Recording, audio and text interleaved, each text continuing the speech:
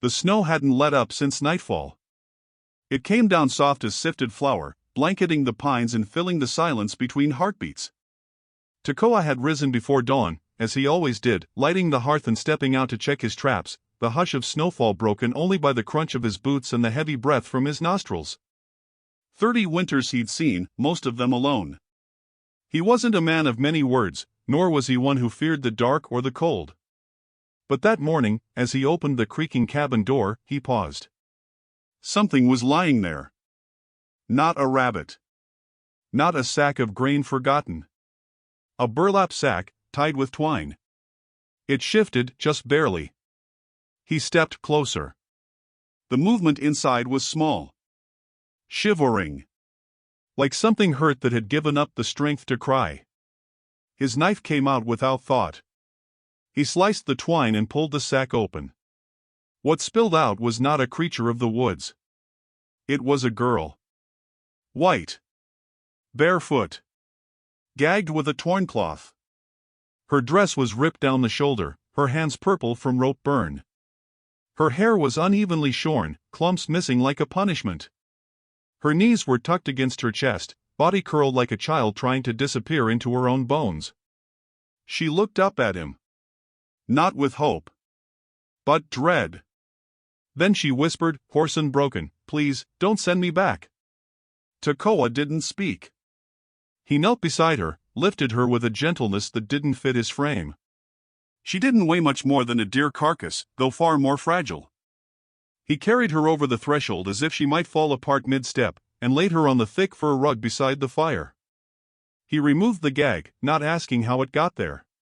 She winced when his fingers brushed her cheek. Inside, the cabin smelled of smoke and pine, warm bread, and tan leather. A kettle sat just off the flames. He poured water into a tin bowl and soaked a cloth.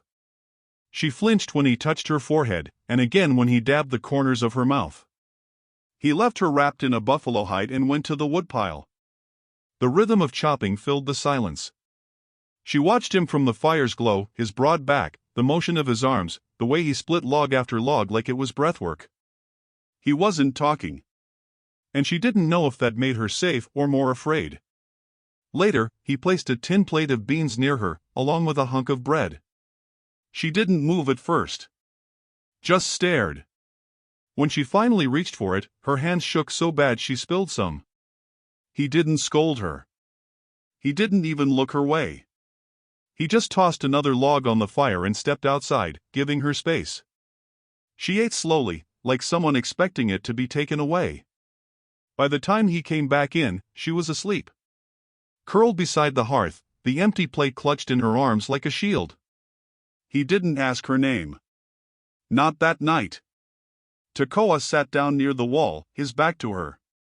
He took out his blade and a block of cedar and began carving, not fast, just steady. A rhythm he knew. Shaping something simple from something whole.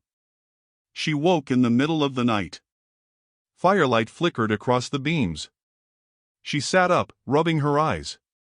"You gonna sell me back?" she asked. Her voice cracked like ice. Tekoa didn't turn. Just said, "No. You don't even know who I am. I know you were in a sack on my porch." She was quiet for a long while. "My name's Jesse." He didn't offer his. But a faint nod told her he'd heard. "I didn't do nothing wrong," she added. "I swear on my mama. They said I was too much trouble. Said I talked back. They..." Her words faltered. She started again. "They said I owed them. For food. For clothes. For bein' born, maybe." He said nothing, only stood and fetched a folded wool shirt from a trunk. He laid it beside her on the floor. It was too large, worn at the sleeves, but clean. When she looked at him, eyes searching for something cruel or conditional, he only nodded once. "You don't owe me," he said. He turned in for the night on a pile of furs near the back wall, leaving her the fire and the bedroll closest to the warmth. In the stillness, Jessie didn't sleep. She listened to the crackle of the logs, to the sound of wind brushing against the walls like fingers trying to find a way inside. She looked at the wool shirt, touched the coarse threads, smelled cedar smoke on the collar. And when she finally closed her eyes, it wasn't a dream that came, but a memory. A wagon. Laughter that sounded like spitting. A rough voice saying, "Drop her. Ain't worth feedin'." She sat up again, just to be sure she was still there. Still by the fire. And not inside the sack. The next morning, she found the door cracked open. Tekoa had gone, quietly. She panicked at first, heart-pounding abandonment had taught her to expect vanishing. But he returned just before the sun broke over the ridge, his coat dusted white, hands holding a pair of rabbit carcasses and a small wooden bird carved smooth. He set it beside her plate. She stared at it for a long time before picking it up. It was a sparrow. Simple. Wings curled as if mid-flight. She didn't ask why he carved it. And he didn't explain. Later, she washed her hair in the basin while he sat outside sharpening a skinning knife. She scrubbed at the patches where it had been cut short, her fingers trembling. It would be months before she'd feel like a girl again.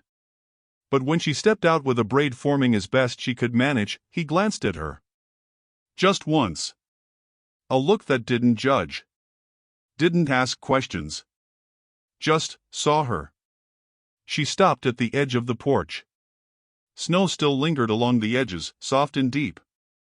Her gaze fell to the spot where she'd been dumped. She stood there, unmoving. Then she asked, "Why'd you bring me in?" He looked up, eyes the color of river stone. "You knocked," he said. "I didn't." "You did," he replied. "Just not with your hands." She didn't understand that, not yet. But in the hush that followed, something in her chest, something small and scared, uncoiled just a little. Inside the cabin, the fire kept burning. Outside, the snow began to fall again, softer than before. And in that quiet, Jessie whispered to herself, barely audible over the wind, "Please, don't send me back." No one answered. But the silence itself felt like a vow. The sun hung low behind a curtain of thin clouds, spilling a pale golden hush over the pines as Jessie sat on the cabin step, Tekoa's old coat wrapped around her shoulders. It smelled of cedar, leather, and something older, like the deep silence of a man who'd been alone too long. She didn't know what to make of him, not yet. But he hadn't looked at her the way other men did. He hadn't touched her. He hadn't asked for anything. And that, in itself, felt strange. Inside, Tekoa worked the handle of a stone grinder, slow and steady, sharpening the edge of a long hunting knife. Sparks hissed when metal kissed stone, but his eyes never lifted toward her. She thought that maybe he was giving her room to breathe, or maybe he just didn't want to know too much. Jessie's hands were healing. The rope burns had turned dark and dry. She still felt phantom bindings when she moved her fingers, as though shame could live in the skin. She hadn't spoken much since that first night. Words came in fragments, like broken glass still too sharp to hold. She tried to help that morning, insisting on carrying firewood from the side shed. The logs were heavy, and the cold bit through her sleeves, but she needed to feel useful. She needed to do something, anything, that didn't begin with being told and end in bruises. Tekoa watched her from the doorway. He didn't stop her. But when she stumbled and dropped a log into the snow, he was beside her in 2 strides. "I can do it," she muttered, "too quick." "I know," he said, then lifted the log with one hand and placed it back in her arms. It wasn't permission or dismissal. It was trust. And that made her want to cry. Later, as she stood at the wash basin with a cracked tin cup, she caught her own reflection in the rippling water. Her hair was uneven, some strands down to her shoulders, others hacked near the root. Her face looked older than 19. Her eyes had dark rings beneath them, and her mouth had forgotten how to smile. Behind her, Tekoa brought in a fresh rabbit from the traps, its fur still damp from snow. She turned away from the basin, cleared a space near the hearth, and knelt to start the fire again. Her movements were clumsy, she burned her thumb on the kindling, cursed under her breath, then froze, ashamed. He didn't say anything. But he handed her a small cloth and walked away, as if to say, "You're allowed to fail here." That afternoon, she found herself standing in the doorway, watching the snow melt off the edge of the roof. The sky had turned a bruised blue, and distant smoke from someone's chimney curled like a ribbon toward the ridge. She hadn't told him what happened yet, not all of it. "Do you want to know where I came from?" she asked, barely above a whisper. Tekoa was sitting just outside the barn, sharpening a curved blade. He looked up. His expression didn't shift. "I came from a place where men drink and gamble and forget little girls grow up," she said, her voice gaining its edge. "My uncle lost his land. Owed money. Sold me for the winter. Said I was strong enough for chores. But it wasn't chores they wanted." The words dangled in the air, raw and sour. "I tried to run once. They caught me. After that, they stopped calling me Jessie. Just girl. Or thing. Or nothing." She wrapped her arms around herself, as though the telling made it cold again. "One morning, I woke up in that sack. Smelled horses. Rope cut my wrists. I thought they were gonna drown me. But they just dropped me. Like bad meat. I laid there a long time. Till you came." He didn't move. Didn't flinch. "I don't know why you took me in," she added. "But I'm not for selling." His voice was quiet when it came. "I know. You don't even know me." He stood and walked toward her, boots soft in the snow, knife still in hand. She tensed. He handed her the blade, hilt first. "Then start showing me." It was a gesture, not a test. She took it slowly, confused, and he guided her to a pile of scrap wood by the stump out back. Together, without a word, they shaped the edge of something, maybe not a weapon, but a tool. A rhythm began, him carving, her smoothing. Chips of cedar fell between them like snow. Time passed, and the sun lowered behind the trees. That night, Jessie made a stew badly. The rabbit was too tough, and she used too much salt. But she served it anyway. She set the bowl in front of him with trembling hands, and he took it with a nod, ate it without complaint. She didn't sit across from him. She sat beside the fire, legs crossed, knees drawn in, watching his face for signs of mockery. There was none. He finished the bowl. Then stood, walked to the shelf, and brought down a folded piece of wool. He placed it on the floor next to her, another shirt. Dark green. Smelled faintly of smoke and mint. She held it like it was spun gold. "Was my brother's," he said softly. "He wore it when he met his bride." Jessie blinked. "Where is she now?" "Gone. Before winter came." "I'm sorry." So was she. He said it plainly, no bitterness. Just memory. Jessie changed into the shirt in the back room, folding her old torn dress into a neat square and laying it atop the firewood. When she returned, the shirt hung loose on her frame, but the warmth filled her like something sacred. She curled by the fire, the wooden bird in her palm. She'd kept it close since he gave it to her. She wasn't sure why. Maybe because it didn't ask for anything. Later that night, wind howled against the walls. The door creaked once, but held. She watched Tekoa sleep across the room, his form still as stone. He didn't stir when the wind knocked over the tin cup near the hearth. But she did. She rose, righted it, then added 2 more logs to the fire. She sat there in silence, listening to the wood crackle, to her own breath steadying. And for the first time in a long while, she wasn't waiting for something bad to happen. She closed her eyes. Not out of exhaustion, but out of trust. The snow had melted into slush along the creeks, but the wind still bit through wool and skin like it had a score to settle. Jessie stood outside the cabin with her hair tied back in a hasty ribbon, her sleeves rolled up and a splintered axe handle in her grip. Her hands were red, raw from work she insisted on doing. Tekoa watched from the smokehouse as she bent to gather kindling, her shoulders tight with something that wasn't just cold. She hadn't spoken much that morning. Not since they decided to ride into town for flour and salt. It had been 2 weeks since he found her in the sack. 2 weeks of her trying not to flinch every time a boot scraped the floor. 2 weeks of quiet meals, shared silence, the occasional smile so small it looked borrowed. Now, the road to town stretched ahead of them like an old scar, winding past pines and shadowed glades. Jessie rode behind him on the buckskin mare, her arms not around his waist, but clutching the saddle horn like it was the last honest thing in the world. The town came into view around noon, crooked buildings squatting beneath gray skies. Smoke rose from chimneys. Dogs barked from porches. And heads turned as they crossed the main street. It didn't take long. "She's the Cartwright girl," someone whispered. "The one from the Red Willow gang. Didn't they pass her around like corn mash?" Another voice heard she ran. Or was tossed. Either way, she's wicked. Trouble. Jessie kept her chin down. Her hands clenched in her lap. The air grew heavier with every step of the horse's hooves. They stopped at the general store.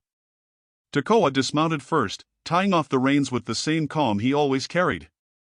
Jessie followed, feet crunching on old snow. Inside, the room smelled of tobacco, coffee grounds, and something slightly sour.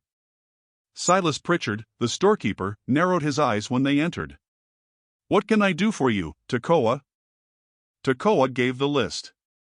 Flour. Salt. Coffee if it wasn't too dear. Jessie stood to the side, arms wrapped around herself, eyes scanning the shelves like they might hold something safer than the glances being thrown her way. "She doesn't belong with you," Silas said flatly, weighing the flour. "She belongs where she's warm," Tekoa answered, voice low. "Is that what they're calling it now?" Silas smirked. "She's settler stock. And filthy, from what I heard. Sheriff said she was seen ridin' with outlaws. Might be a bounty on her head, if anyone's lookin'." Jessie didn't move. But something inside her folded tighter. "I don't care what you heard," Tekoa said, his tone like a slow-moving river, quiet, but impossible to stop. Silas slammed the coffee tin on the counter. "Then you're a fool. That girl's bad luck. Wicked, they say." Tekoa didn't blink. He laid the coin on the counter, exact amount. Jessie stepped outside before the words could cut deeper. She leaned against the hitching post, biting her lip to keep from shaking. A woman in a bonnet passed by, casting a glare sharp enough to draw blood. 2 boys snickered near the blacksmiths, whispering things they didn't understand. She wanted to vanish. Or scream. But mostly, she wanted to run. She could feel it again, that knot behind her ribs, that clawing dread. The kind that came just before the sack. Just before the fall. Tekoa joined her moments later. Handed her a small paper sack of hard candy. He didn't say a word, just walked toward the horse. She followed, cheeks burning. They rode back in silence, her hands looser now, resting against the leather. She didn't speak until they reached the cabin clearing. "Do they think I asked for what happened?" Her voice was quiet. "That I wanted it?" He tied off the reins and turned to her. "People believe what keeps their world simple. But I'm not wicked. I know. They think you're keeping me like something owned. You're not." Jessie stepped down from the horse, boots sinking into the soft earth. "Then why does it still feel like I'm wrapped in rope?" He looked at her a long time. Then, without a word, walked into the cabin. She followed, trembling. Inside, he reached into the chest near the hearth and pulled out a small carved object. It was another bird, this one different from the first. A wren, wings open, carved mid-flight. He placed it in her palm. "This one's for when you can fly again," he said. Jessie blinked, the weight of it anchoring her. "You think I will?" "I think you already are," he said. She looked at the bird, then at the fire, then at the place on the floor where she'd once been half dead and wordless. Something shifted inside her, not healed, but loosening. Like frost finally breaking under sunlight. That night, she cooked again. Better this time. Her hands steadier. The rabbit tender, the broth warm and rich. She set the bowls on the table without ceremony. When he sat across from her, she asked, "Why don't you care what they say?" He met her eyes, calm and rooted. Because I don't listen to people who've never known hunger. Hunger? For peace, he said. For a quiet fire. For a life that doesn't ask you to earn it every hour. Jessie looked down at her spoon, then back at him. I've never had that. He didn't smile. But his eyes softened. Then let's build it. The wind outside sighed across the roof. Inside, 2 bowls of stew steamed between them. No declarations. No promises. Just shared breath and a fire that no longer burned just for warmth, but for hope. The rope was still there, half buried in a drift behind the cabin, forgotten like a snake that once bit but now lay dead. Jessie saw it while gathering snowmelt for the washing basin, its frayed ends stiff with ice.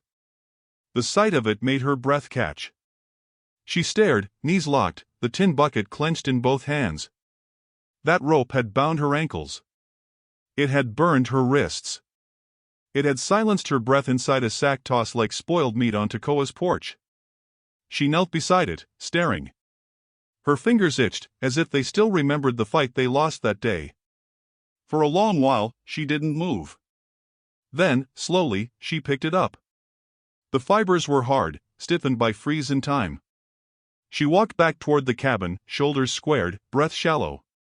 Inside, the hearth crackled and the stew pot bubbled, but she didn't stop at the door. She stepped past the woodpile, past the saddle post, and dropped the rope into the fire without ceremony. The flames caught it quickly. Smoke lifted in gray threads. The scent was foul old sweat, damp mold, a history of fear unraveling one blackened strand at a time. Tekoa saw her from the corner of the cabin, arms folded, watching. He didn't ask. He didn't speak. But when she turned, face flushed and eyes bright with something like defiance, he nodded. They didn't speak of it at supper. Later that night, while she cleaned the dishes in the basin, Jessie found something lying on the table. It was wrapped in cloth, small, simple, as if it didn't want to be noticed. She opened it slowly. Inside was a ring, carved from cedar and inlaid with a single sliver of turquoise. Smooth. Handmade. No vows attached to it. No pressure. Just presence. Her fingers trembled as she touched it. The grain of the wood ran in soft curves, like rivers pressed into earth. She didn't put it on. Not yet. But she didn't put it away, either. That night, she wore it on a string around her neck, under her shirt, warm against her skin.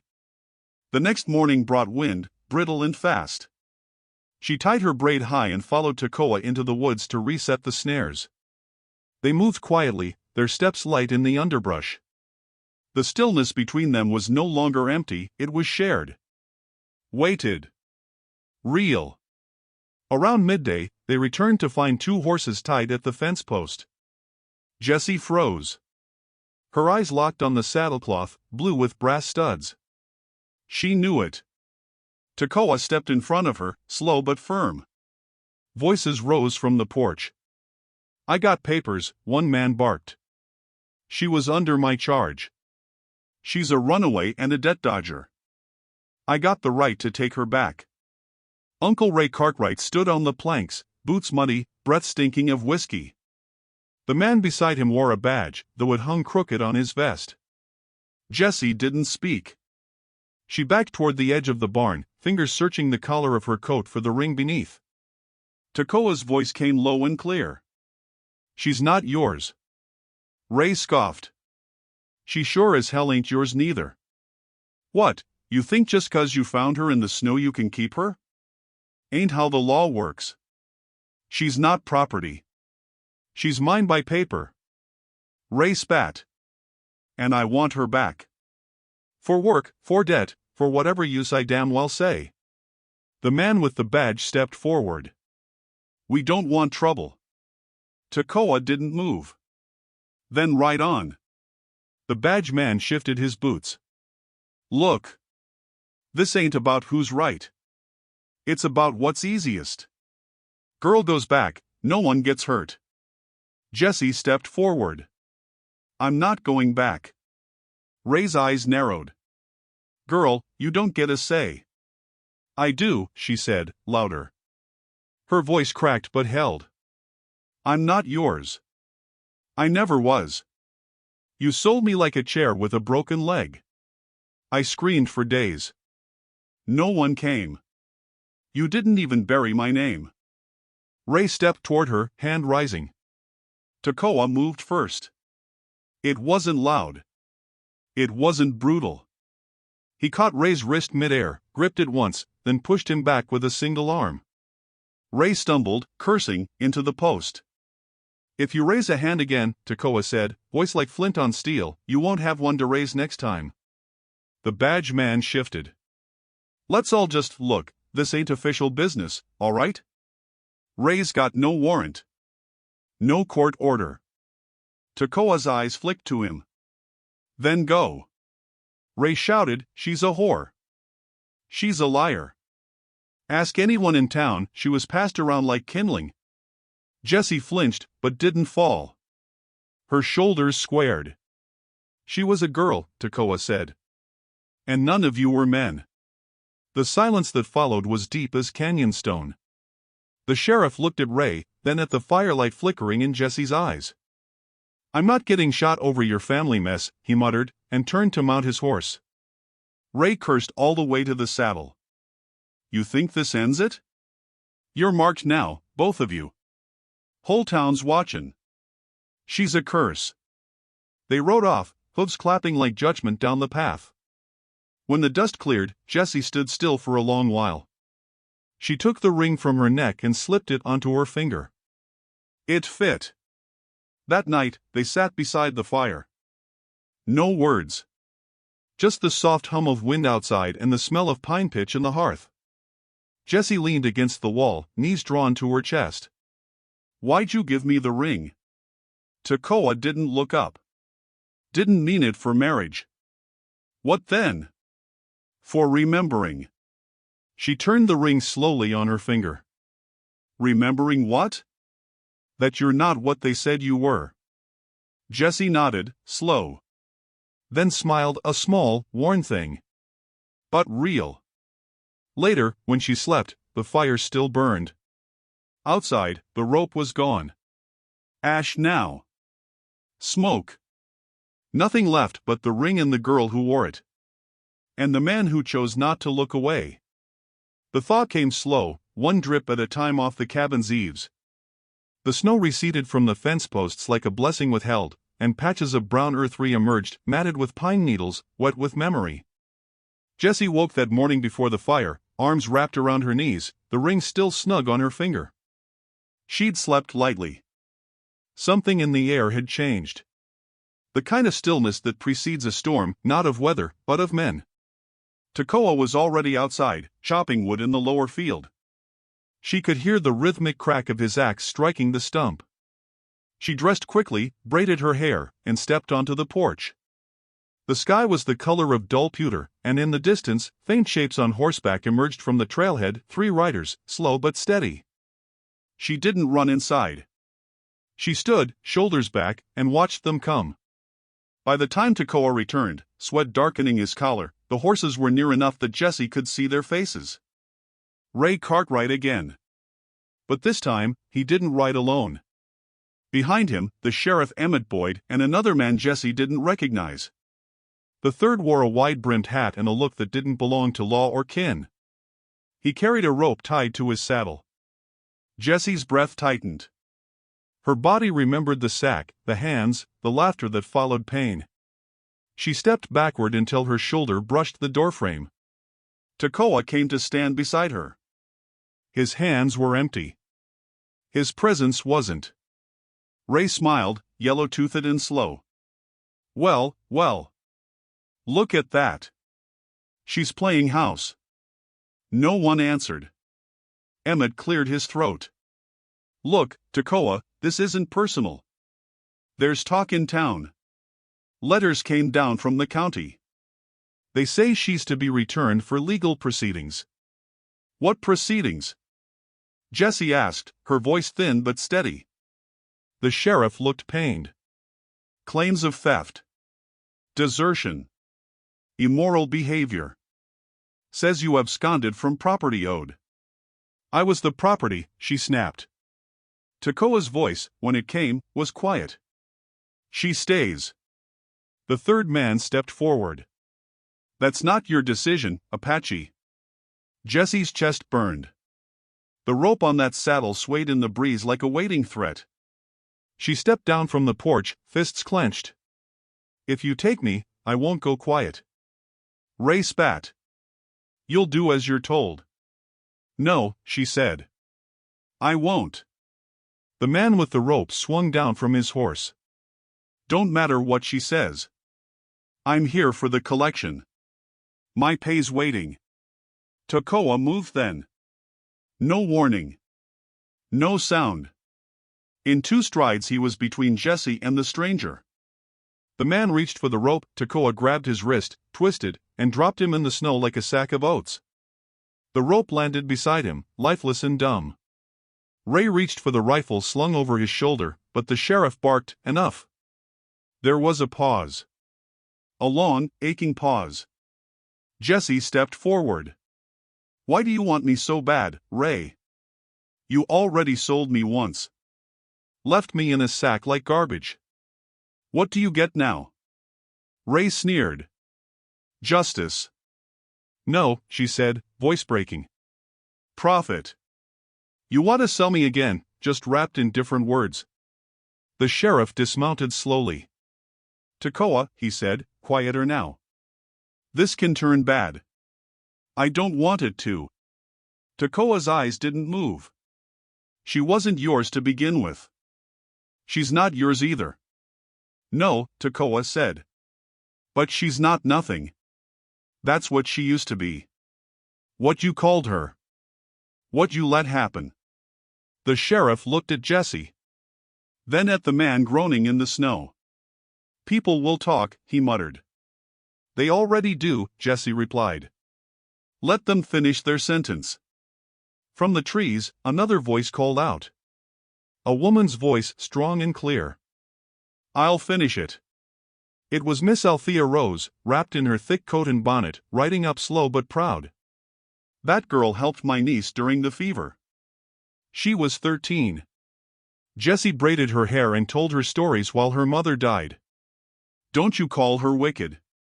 The sheriff exhaled like something cracked in his ribs.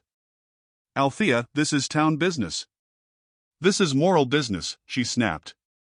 And shame on you, Emmett Boyd. You wear a badge, but it's your silence that's done the most damage. Ray cursed under his breath. You old hag. Althea pointed at him. You're not taking her. Not now. Not ever. She has a home. A name. And more courage than any man in this town. The sheriff looked at Jesse one last time. At Tekoa. At the porch, the fire smoke curling upward, the half-worn moccasins on the steps. He nodded once. We'll mark the claim, abandoned. He mounted his horse. Come on, Ray. Ray didn't move. You'll regret this, he hissed. No, Jesse said. You will. The 3 men turned. Their horses kicked up slush as they disappeared back into the woods, anger trailing them like smoke. Tekoa turned to Jesse. She was trembling, shoulders rising with every breath. He reached out, not to hold her, not to claim her, but to offer stillness. She stepped into it. Into him. Her face pressed against his chest, breath shallow. He didn't say anything.